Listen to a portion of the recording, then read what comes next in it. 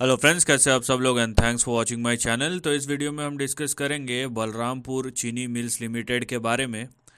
देखिए, और डिस्कस करना इसलिए भी ज़रूरी है क्योंकि अगर हर लेवल बेचने का नहीं होता तो हर लेवल ख़रीदने का भी नहीं होता है। यहाँ पे आप प्राइस चार्ट देखिए बलरामपुर चीनी मिल्स का। और बलरामपुर चीनी जो है यहाँ पे अपने प्रीवियस हाई को जो 2021-22 में बना था उसको रीटेस्ट करता है और वहाँ से एक करेक्शन शुरू होता है, राइट। और ये फ़िलहाल अभी क्योंकि मैं वीकली चार्ट देख रहा हूँ, लेकिन यहाँ पे जो करेक्शन है वो रिसेंटली शुरू हुआ है। तो सबसे पहली बात, जो रेजिस्टेंस है दो बड़े, वो है 537 538 और यहाँ पे 484। तो यहाँ पे आप देख रहे हैं कि दो जो लेवल्स है रेजिस्टेंस, वहाँ से ये शेयर करेक्ट होना शुरू हुआ है और यहाँ पे ये करेक्ट हो रहा है अभी भी। मीन वाइल यहाँ पे आपको शायद थोड़ा सा ना दिखे, यहाँ पे आप जूम कर सकते हैं, लेकिन ये जो लेवल है, ठीक है, ये एक छोटा सा सपोर्ट लेवल था। इसको मैं थोड़ा सा एडजस्ट करके बताता हूँ। ये 484 तो यहाँ पे है, लेकिन ये छोटा सा एक सपोर्ट लेवल था। वो सपोर्ट लेवल कौन सा था, यहाँ पे आप देख सकते हैं। वो सपोर्ट लेवल था आपका 410 411 का। अभी इसके लेवल, इसके नीचे जैसे ही गया, यहाँ पे जो करेक्शन है वो एक्सटेंड हुआ।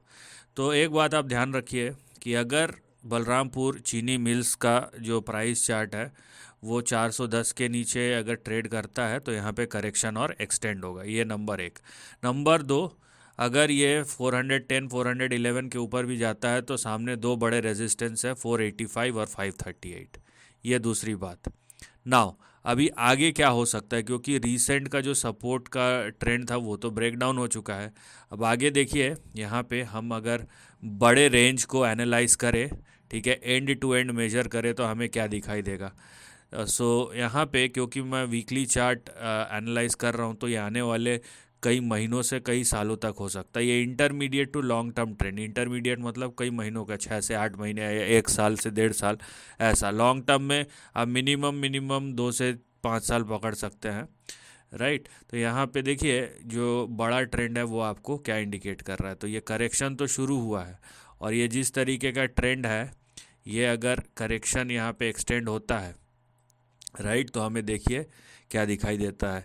लॉन्ग टर्म ट्रेंड जो है ना वो आसानी से बनते भी नहीं है और वो आसानी से बिगड़ते भी नहीं है। तो बलरामपुर चीनी मिल का जो ट्रेंड है वो आपको कुछ इस तरीके से नज़र आएगा। और यहाँ पे देखिए, अगर आप प्राइस चार्ट देखते हैं तो अगर ये 410 के नीचे ही कंटिन्यू करता है तो बलरामपुर चीनी का जो अगला बड़ा सपोर्ट होगा वो कहीं ना कहीं आप देख सकते हैं 125 से लेके 180 के बीच में होगा। तो यहाँ पे ये सबसे ज़रूरी बात है जो आपको ध्यान रखना है।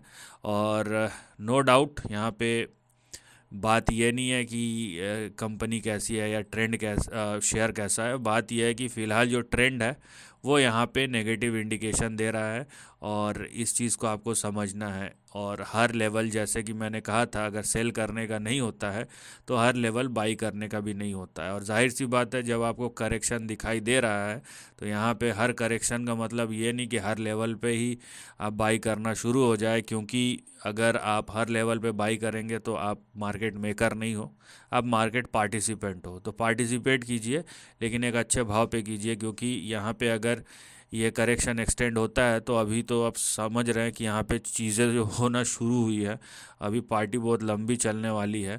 और अगर 411 के नीचे भी अगर ये सस्टेन करते रहता है तो जो मिनिमम आपका जो यहाँ पे सपोर्ट आएगा ना अगला, अगर आप वे बहुत ही बोले कम से कम सपोर्ट जो आएगा वो भी 300 के आसपास आएगा, तो वहाँ से तो अभी बहुत दूर है।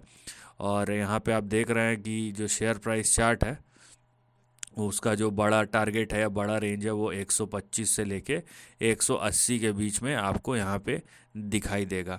तो यहाँ पे कॉशियस हो जाइए थोड़ा सा, और जब तक ज़रूरी ना हो हर चीज़ में एंटर करने की ज़रूरत नहीं है, क्योंकि ट्रेंड उस चीज़ का इंडिकेशन नहीं दिख रहा है। आपका जो अच्छा जोन आएगा वो कहीं ना कहीं ये 125 से 180 के बीच में आएगा, अगर इतना बड़ा करेक्शन होता है तो।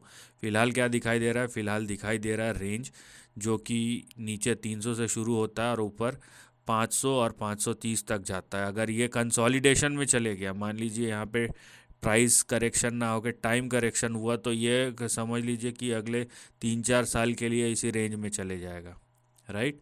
या तो करेक्ट होगा प्राइस, अगर करेक्ट नहीं हुआ तो इसी रेंज में ये 3-4 साल तक घूमते रहेगा जब तक कि कंसोलिडेशन पूरा नहीं हो जाता, और उसके बाद ये फिर से अपना अप ट्रेंड शुरू नहीं करता। तो दो चीज़ हो सकता है यहाँ पे। फ़िलहाल अभी तक का जो है 2021 के बाद से ये कंसोलिडेशन ज़्यादा दिख रहा है। नो डाउट करेक्शन तो है ही, लेकिन एक दायरे में है, लेकिन तो इसे हम कंसोलिडेशन ही बोलेंगे। इसका मतलब है कि यहाँ पे ज़्यादा आपको टाइम करेक्शन देखने मिल सकता है। तो अगर ये टाइम करेक्शन है तो जैसा कि मैंने कहा ये और समय लेगा। अगर ये प्राइस करेक्शन है तो करेक्शन जल्दी ख़त्म हो जाएगा। टाइम करेक्शन है तो अगले 3-4 साल तक तो इस रेंज से बाहर नहीं निकलेगा। तो कॉशियस हो जाइए और समझिए ट्रेंड को कि ट्रेंड आपको क्या बोल रहा है, उसके बाद आपको जो डिसीजन लेना है वो आप ले सकते हैं। So this is the end of the video. Thanks for watching.